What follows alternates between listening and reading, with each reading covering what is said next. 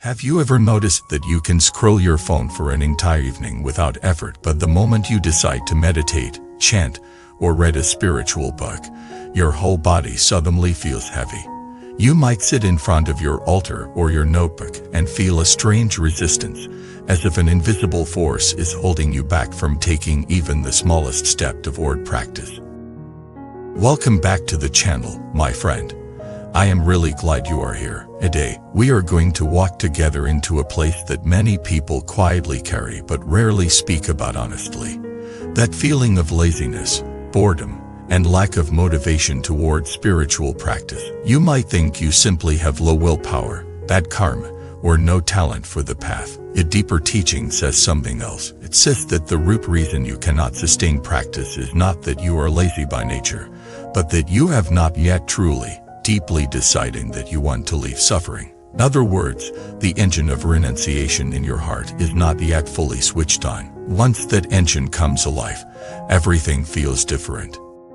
So let us sit down like close friends and talk about this in a very honest, very human way. You will look at why your enthusiasm rises and falls, why you can be very serious for a while and then suddenly fall back into old habits, why your heart sometimes feels far away from the path even when your mind knows practice is important. And most importantly, we will explore how to awaken a genuine wish to be free from suffering, a wish so clear and strong that practice becomes natural instead of painful.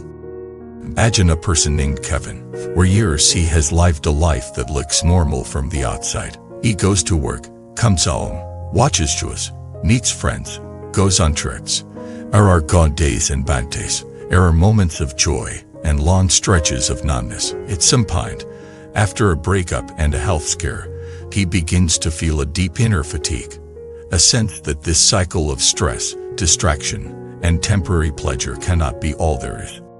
One evening he stumbles across a spiritual talk online. The speaker explains that suffering has causes, and that if we understand and transform those causes, genuine freedom is possible. Words about awakening, karma, compassion, and wisdom hit him like a fresh breeze. For the first time, it occurs to him that his pain is not random, and that his life could have a deeper direction. His heart feels inspired.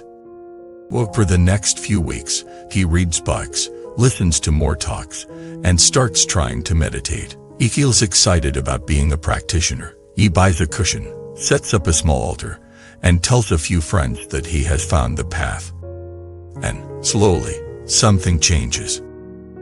The initial sweetness fades. The practice no longer feels new. Sitting quietly with his mind becomes uncomfortable. Old habits call him back. His phone seems more interesting than his breath. Rick gets busy again. Social events fill the evenings, and his cushion gathers dust in the corner.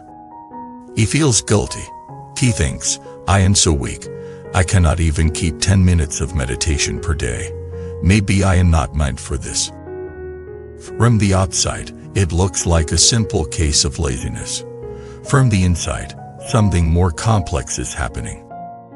The truth is that Kevin has not yet truly decided that he wants to leave suffering. He is interested in the idea of freedom. He enjoys the feeling of inspiration when he hears deep teachings. He likes imagining himself as a spiritual person. But if you go down into the deepest layers of his mind, you find that he still believes the main sources of happiness are the same as before.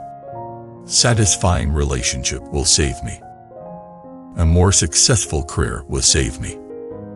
More money, better status, more recognition will save me. He wants practice to make his current life more comfortable, ought to transform the way he relates to life altogether.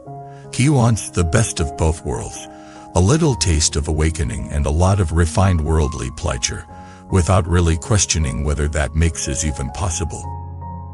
In other words, he is not yet ready to get out of the burning house. He just wants a more comfortable chair and nicer decorations inside. This is where the teaching about renunciation enters. Unisex is a word that many people misunderstand. They hear it and think of harsh self-denial, gray faces, empty rooms, and a life without joy. They imagine that renunciation means hating the world, hating the body, hating pleasure, and forcing oneself to live in constant deprivation. A genuine renunciation is not hatred. It is clarity. It is the clear, experiential understanding that the usual ways we chase happiness cannot give us what we truly long for.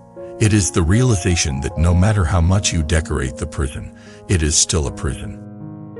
Initiation is like the moment when a person addicted to a substance finally sees, not just intellectually but in their bones, that this thing they run after is killing them. Until that moment, you can talk to them, give them information, show them facts, and they may agree with you in words, but the craving still pulls them back. When that deep shift happens, they look at the drug and feel something very different. They feel, this is poison, even if part of me still wants it. Another part sees clearly that this is not the way. From that day on, their relationship with the substance is never the same. The same kind of shift is needed in spiritual practice. As long as you secretly believe that one more romantic relationship, one more career leap, one more big purchase, one more round of praise and validation will finally satisfy you, your renunciation will be weak. You will practice when it feels convenient, when life is painful and you need comfort, when the teachings touch your heart. But as soon as worldly pleasure smiles at you again, you will run after it and forget the path. This does not mean that relationships, career, or material comfort are inherently evil. It means that if you mistake them for ultimate refuge, you will suffer. Renunciation is the decision to stop asking unstable things to give you stable happiness. It is the inner turning where you say, I still live in this world, I still participate, I still care, but I no longer worship these things as my savior. Without this turning, lack of motivation in practice is almost guaranteed. Think about it in a simple image. Imagine you are sitting on a bed that is not very comfortable. The mattress has some springs poking you. The sheets are a bit old, but it is familiar. You have slept there for years. Imagine someone knocks on your door and says, outside there is a rough path through a dark forest that leads to a place of incredible peace and beauty. A place where you will never have to fear loss or loneliness in the same way again. But to reach it, you must get up now and walk. You only vaguely believe that such a place exists, and if you still think you can adjust your mattress and bind sheets to make your current bed acceptable, how likely is it that you will get up? You might sit up for a few minutes when the springs poke you really hard, or when you have a nightmare. You might even walk a few steps toward the door. But as soon as you think, perhaps I can just put some padding over the springs, perhaps a different pillow will help, you will lie down again. Initiation is the moment when you realize that the bed itself is the problem, that no amount of rearranging pillows will solve the basic discomfort. It is the moment when you feel in your bones, I cannot spend my whole life lying here in half sleep, with occasional brings of happiness and long stretches of numbness. I must get up. Once that realization is genuine, you do not need someone to motivate you every day. You may sometimes get tired. You may sometimes slow down. But you will not forget why you are walking. So the question is not, how can I force myself to practice more? The deeper question is, have I really looked at my life deeply enough to want freedom? Most of us are experts at half looking. We see just enough of our suffering to complain and feel unhappy, but not enough to truly want to change our direction. You know that relationships often bring pain, yet we still fantasize that the next one will be perfect. You know that work stress exhausts us, yet we still believe that the next position will bring endless satisfaction. You know that buying things only gives short pleasure, yet we still refresh the shopping page. We know that our habits are unhealthy, yet we still tell ourselves that tomorrow will be different. We live in a kind of trance, constantly distracting ourselves from the full taste of our dissatisfaction. As long as we avoid feeling it completely, the urge to awaken remains weak. This is why many traditional teachings encourage contemplation of suffering, impermanence, and death. It is not to make you depressed, it is to wake you up. If you really look at the patterns of your life with honesty, something begins to shift. You notice that the same type of argument repeats in different relationships. You notice that your mind is restless in any situation, either longing for something else or fearing what might come. You notice that even on days when everything goes well, there is still a subtle unease underneath, a sense that this will not last. You notice that aging, sickness, and death are not distant concepts but realities already present in your body and family. When you let these observations settle in your heart, renunciation slowly takes root. Renunciation does not mean rejecting joy. It means rejecting naivety. It means you stop believing that fragile joys are ultimate. You can still enjoy a good meal, a beautiful landscape, a warm hug, a success at work, but you do not build your entire identity and hope upon them. You see them as weather passing through the sky of awareness, not as the sky itself. From this perspective, lack of motivation in practice is a symptom. It shows that a part of you still believes that the main project of your life is to make the weather more pleasant instead of discovering the sky. So how do you cultivate renunciation in a practical way so that your motivation grows naturally? First, by telling the truth to yourself about where you suffer. Most people avoid this. When pain comes up, they immediately look away. They bury themselves in entertainment, work, or food. The inner voice that says, something is deeply unsatisfying here, is quickly silenced. If you want your wish for freedom to grow strong, you have to let that voice speak. You can sit down with a notebook and ask yourself, in which areas of my life do I feel the most stuck? Where do I repeat the same painful pattern? What do I keep hoping will save me? And does it actually work? Act without trying to be spiritual. Write the raw truth. And instead of using that truth to attack yourself, use it to see clearly the nature of the person.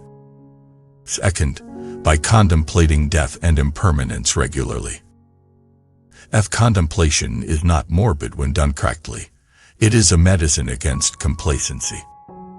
You can remind yourself gently, I will die. Do not know when. The people I love will die. All my possessions will be left behind. You do not need to dramatize this. You just need to let it be real. When you hold this truth close, many things that seem extremely important begin to lose their heaviness. Your career image, the opinion of strangers, the size of your house, the number of likes you get, all of these lose power. The same time, practice begins to shine more brightly. If life is short and uncertain, then learning to calm the mind, open the heart, and understand reality becomes urgent. Third, by exposing yourself to the suffering of others with compassion instead of indifference. Sometimes, seeing our own pain is not enough to wake up renunciation fully. We are used to our own story and can make endless excuses for it. But when we sincerely look at the pain of others, our heart may crack open in a new way. You can visit a hospital, watch documentaries about people in war zones or extreme poverty, or simply notice the tension and sadness in the faces around you on the bus. Not to become overwhelmed, but to remember that every being you see is struggling under the same basic conditions: birth, aging, sickness, death, loss, confusion, craving, fear. All of these are shared. When your heart really takes this in, the wish to awaken is no longer just for yourself. It becomes a wish to awaken so that you can be of real help in a world like this. Renunciation then ceases to be a personal escape plan. It becomes a vow of compassion. Fourth, by noticing the small ways in which you still secretly worship the world. For example, you might sit in meditation, but your real mind is thinking, if I practice well, maybe my business will flourish, my relationship will improve, my health will be perfect. When things go well, you forget practice. When things go badly, you blame practice for not protecting you. This shows that you are still treating the path as a charm for a better version of samsara rather than as a way to go beyond samsara. To shift this, you can consciously tell yourself before practice, whatever happens in my other life, this time is for awakening. I practice not to bargain with life but to transform my mind and heart. You can also notice the subtle agreements you make with yourself. We'll practice as long as it is not too uncomfortable. We'll meditate as long as I can still watch all my shows. We'll be kind as long as people appreciate me. These invisible contracts weaken your renunciation because they show that the real boss in your heart is still comfort. Genuine renunciation gently but firmly replaces these conditions with a deeper commitment. I will practice because I see that without practice I will keep suffering and causing suffering, even if practice sometimes feels uncomfortable. I will meditate even if my mind is busy, because I know that facing my mind is the only way to gradually free it. I will cultivate kindness even when it is not immediately rewarded, because that is the direction I want my life to move in. Notice that this is not harsh self-forcing. It is honest self-leadership. If, by remembering past moments when your heart was clear and brave. Most people have at least a few experiences in life where they felt a pure, strong wish for truth, freedom, or goodness. It might have been during a crisis, a retreat, a conversation with a wise person, or a deep moment of silence. You can recall those times and let their energy reconnect you with your deeper intention. Ask yourself, when did I most clearly see the emptiness of my usual pursuits? When did I most deeply feel that I cannot live just for comfort? Let those memories be like sparks that rekindle your renunciation when it is done. As renunciation gradually grows, you will notice changes in how you relate to practice. Instead of thinking, I have to meditate, you will feel, I want to meditate because I see what my mind does when I do not. Instead of thinking, I have to keep precepts, you will feel, I want to keep precepts because I do not want to create more confusion in my life. Instead of thinking, I have to listen to teachings, you will feel, I want to listen because every time I remember the truth, my heart feels lighter. Practice stops being a heavy duty imposed from outside. It becomes an expression of your deepest wish. Of course, even with strong renunciation, there will be days when you feel tired, distracted, or unmotivated. The point is not to become a machine that never falters. The point is that underneath temporary ups and downs, your basic direction remains clear. Think of a river flowing toward the sea. And some days it moves swiftly, on others it slows, pulls, or is blocked by rocks, yet its overall movement is consistently toward the ocean. Inundation is that underlying movement. Without it, you are like a puddle that evaporates quickly or spills into any direction. With it, you are a stream that makes twist and turn but never forgets where it is going. Let us look at another story, this time about someone who discovered renunciation in a very simple, everyday moment. Her name is Emily.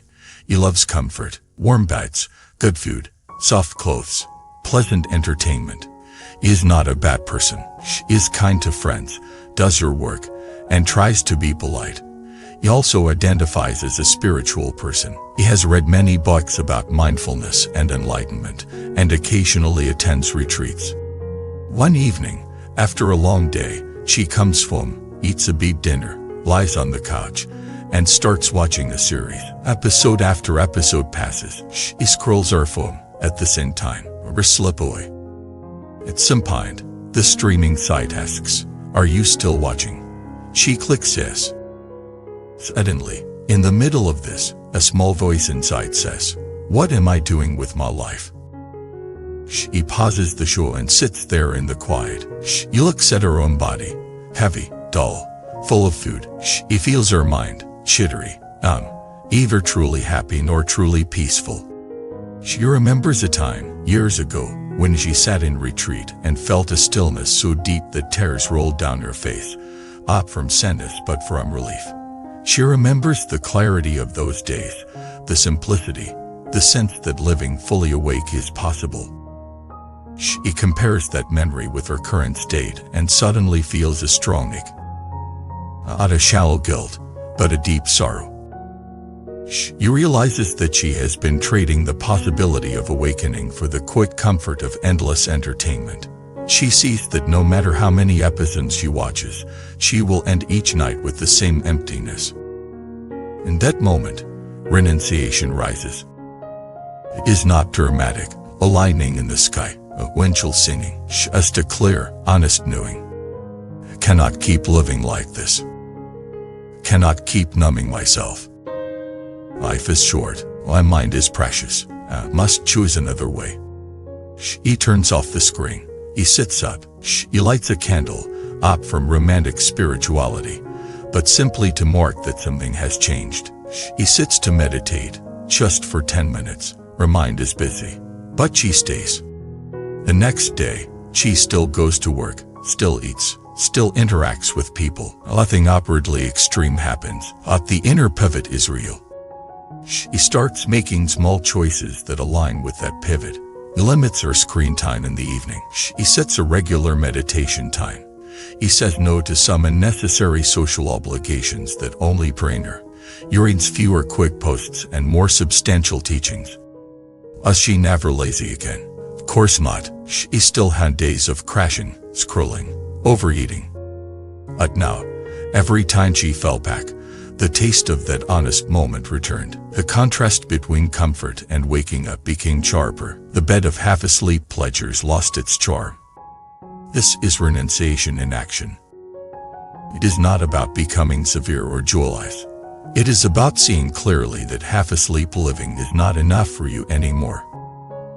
From here, motivation for practice is born naturally. It is not sustainable to rely on external inspiration forever. You cannot always depend on a teacher, a book, or a video to push you. The fire must be lit inside, and initiation is that fire. We can also think of renunciation as a deep form of love for yourself. Not the self-lightering love of telling yourself you are perfect as you are, but the courageous love of refusing to leave yourself in unconscious suffering. If you saw a child repeatedly touching a hot stove, you would not say, "It is fine, I love you just as you are, keep burning your hand." You would gently but firmly pull the child away and teach them about fire. In the same way, renunciation is the part of you that sees your own hand on the stove of attachment and says, "Enough, you deserve better than this," or mind can be clearer, or heart can be freer. It is also a life for others. Because the more you stay in confusion, the more your actions, even unintentionally, spread that confusion. When you are tired and lost, you hurt people more easily. You are less patient, less present, less kind. Choosing to awaken is not selfish. It is one of the most generous choices you can make. So when you feel unmotivated to practice, instead of just calling yourself lazy, you can ask gently, which part of me still believes that sleep is safer than waking up? Which part of me still prefers the burning bed over the known journey? And you can talk to that part with compassion. You can say, "I know you are afraid, and no comfort feels safe. But look at the long term. Look at how many times this pattern has ended in pain." You do not need to fight yourself like an enemy. You can invite yourself into a wider view, again and again. Over time, the balance shifts. The part of you that wants freedom grows stronger than the part that wants sedation. When that happens, even if life offers you distractions, they lose some of their power. The show is still entertaining, but you no longer sacrifice whole nights to it. The shopping site is still tempting, but you do not believe that buying more will solve your inner restlessness. The praise of others still feels nice, but you do not build your identity on it. And practice, which once felt heavy, starts to feel like home. Sitting on the cushion, you may still face bumps and boredom, but you also taste, now and then, the quiet joy of simply being, grieving, aware. You discover that the peace you were chasing outside has been available inside all along, just covered by layers of habit. Net discovery, renunciation deepens further. You no longer give up old pleasures only because they cause suffering. You also let them go because you have found something sweeter. Not excitement, but serenity. Not constant stimulation, but spaciousness. Not ego-satisfaction, but compassion. At this stage, practice is no longer a tool for escaping suffering only. It becomes a way of living in alignment with reality, in alignment with the deepest truth you can sense. So if you find yourself in a phase where you cannot lift your heart for practice, maybe this is not a sign that you are hopeless. Maybe it is a sign that you are standing at the edge of a deeper choice. You can continue as before, trying to squeeze more comfort out of a system that has repeatedly failed to satisfy you. Or you can take a breath, look honestly at your life, and let the wish to leave suffering rise to the surface. You do not have to make a dramatic gesture. You do not have to move to a monastery or renounce all possessions overnight.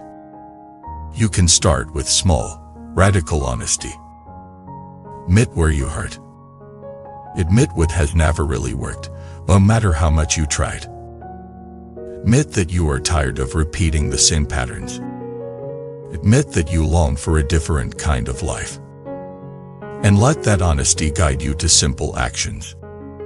Sit for 10 minutes, even if you do not feel like it. Turn off one distraction earlier than usual, and use that time to reflect. Say no to one habit that clearly pulls you away from clarity. Say yes to one practice that reconnects you with your deeper self. Each small act is a vote for awakening. Each time you vote, renunciation grows stronger. One day, perhaps sooner than you expect, you may look back and realize that the person who cannot lift their heart to practice has already begun to dissolve. A new person is emerging. Someone who still lives in the same world but with a different center, a different priority, a different light in their eyes. That transformation is not magic, it is karma. It is the natural result of countless tiny choices made in the direction of freedom. And it all begins the moment you stop asking, "Why am I so lazy?" and start asking, "Do I truly want to leave suffering? And if not yet, am I willing to look closely enough at my life until that wish awakens?" If you feel moved to share, you are warmly invited to write in the comments about your own experience of losing and regaining motivation. Perhaps you went through a long dry period, and then something happened that reignited your heart for practice. Perhaps you are in the middle of such a dry time right now and simply needed to hear that you are not alone. Your story may be the mirror someone else needs to see their own heart more clearly. If you would like to keep walking together through questions like this about awakening, wisdom, karma, compassion, renunciation, and the real work of turning your life from mere survival into a path of freedom, remember to subscribe to the channel, like this video, and turn on notifications so you will not miss future long-form reflections. If you feel called to support this space more directly, you can also consider joining as a member. Your support helps us continue to create sincere, thoughtful content for you, and for many others who are quietly longing to life with a clearer mind and a freer heart. Thank you for staying all the way to the end, for your honesty in facing your own lack of motivation without turning away. Until next time, may you dare to look deeply enough at your own suffering that the wish to be free arises naturally. May your renunciation become gentle but unshakable, and may every step you take on this path bring you closer to real peace, real compassion, and real wisdom. Every person carries a certain energy. Your focus, your dreams, your purpose. Bracelet is a physical reminder of that energy. Symbol you wear daily. That pushes you to stay grounded, balanced, and aligned. If one of the bracelets caught your eye, you can order it through the link in the description. And check more powerful styles on our homepage store. Choose the one that strengthens your journey.